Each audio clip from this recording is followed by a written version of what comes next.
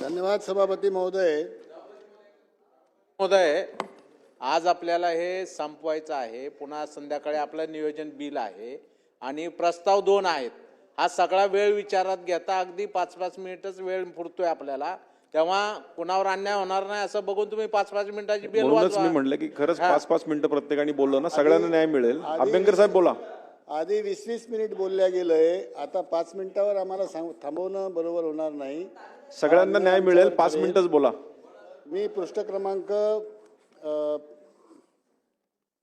54 ते 56 वर बोलणार आहे. त्यामध्ये बाब क्रमांक 87, 88, 89 या संदर्भात मला बोलायचं आहे. आपल्याला माहिती आहे की ज्याप्रमाणे ह्या तरतुदी केलेल्या आहेत शिक्षण विभागाकरता, त्यामध्ये टप्प्याच्या अनुदानाच्या संदर्भातली जी तरतूद आहे ती अत्यंत अपुरी आहे. यापूर्वी 2016पर्यंत एकदा टप्पा निश्चित झाल्यानंतर पुढच्या वर्षी टप्पा हा आपोआप त्या ठिकाणी मिळत होता. 2016च्या नंतरच हा टप्पा गोठवला गेला आणि 3-3, 4-4 वर्षाच्या कालावधीच्या नंतर तो टप्पा रिलीज होण्याचा प्रकार या ठिकाणी सुरू झालेला आहे. तो तातडीने बंद होण्याची आवश्यकता आहे आणि दरवर्षी त्या टप्प्याला लागणारी जी तरतूद आहे ती दरवर्षी उपलब्ध होण्याची गरज आहे. दुसरं असं आहे की नवीन निकषाच्या धोरणामुळे फार मोठ्या प्रमाणामध्ये शिक्षकाचं प्रमाण राज्यामध्ये कमी होऊ घातलेलं आहे. काही आकडेवारी मी काढलेली आहे. त्यामध्ये 5वीमध्ये 0 शिक्षक असलेल्या शाळा ह्या 5000हून अधिक राहणार आहेत. नवीन शैक्षणिक धोरण जर अंमलात आणलं तर 5000हून शाळा अशा राहतील महाराष्ट्रामध्ये की ज्या ठिकाणी 5वीच्या वर्गामध्ये 0 शिक्षक संख्या दिल्या जाणार आहे. 6 ते 8चा जो गट आहे या गटामध्ये 3 वर्ग आहेत. तिथे 0, 1 किंवा 2 यापेक्षा शिक्षक अधिक असणार नाही. अशा शाळांची संख्या 7000वर राहणार आहे. 9 ते 10च्या गटामध्ये 0 अथवा 1 शिक्षक मंजूर होतो आहे. अशा शाळा 9000वर आहेत. आणि त्यानंतर एकंदरीत संपूर्ण राज्यामध्ये 25 ते 30,000 शिक्षकांचे पदं हे कमी होणार आहेत. यामुळे मातृभाषेमध्ये शिक्षण देऊ पाहणाऱ्या ज्या शाळा आहेत त्या शाळा बंद होण्याची फार मोठी भीती आता निर्माण झालेली आहे.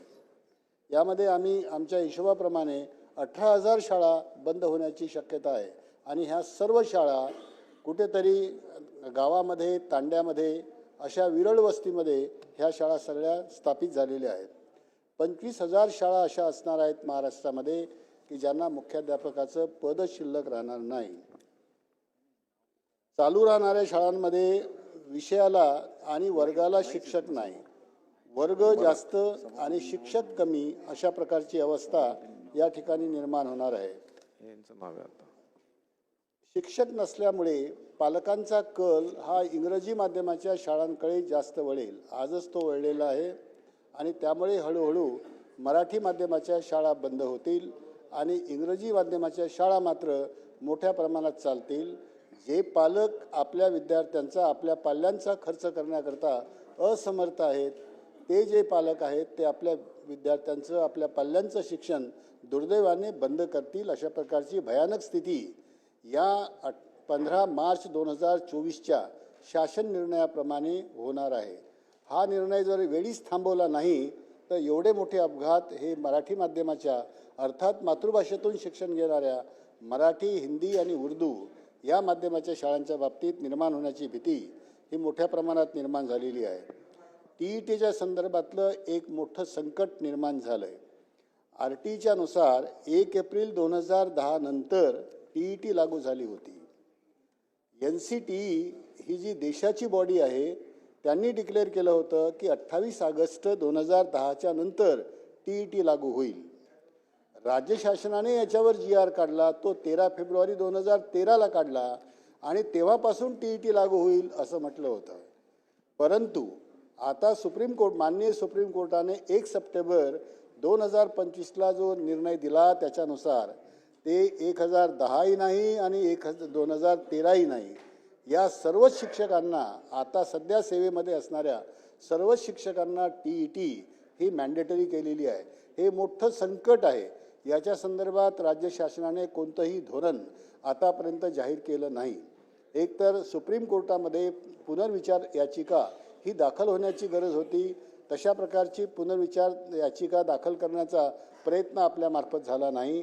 अनेक राज्यांनी हा प्रयत्न केला. केरळ आहे, तामिळनाडू आहे, वेस्ट बेंगाल आहे, मध्य प्रदेश आहे.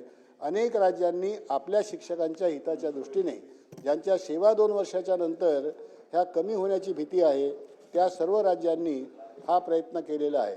आम्ही राज्य शासनाला या संदर्भात विनंती करतो की या TETच्या संदर्भात राज्य शासनाने एक धोरणात्मक निर्णय घ्यावा आणि तो हा आहे की जर आमचे हे शिक्षक 2 वर्षामध्ये TET उत्तीर्ण नाही झाले तर यापूर्वी 7वा वर्ग उत्तीर्ण ज्युनियर PTCच्या शिक्षकांना ज्या पद्धतीने डीम ट्रेन म्हणून घोषित केलं होतं राज्य शासनाने, त्याच पद्धतीने आजही जर या 2 वर्षाच्या कालावधीमध्ये आमचा शिक्षक वर्ग हा TETची परीक्षा जी अत्यंत त्याची काठिण्य पातळी एवढी अवघड आहे किंवा 2 किंवा 3% अधिक त्या ठिकाणचा निकाल लागत नाही, अशा या अवस्थेमध्ये जर शिक्षक उत्तीर्ण नाही होऊ शकले तर त्यांना डीम TET म्हणून घोषित करावं. एक दुसरं असं की आता संसदेचं अधिवेशन सुरू आहे.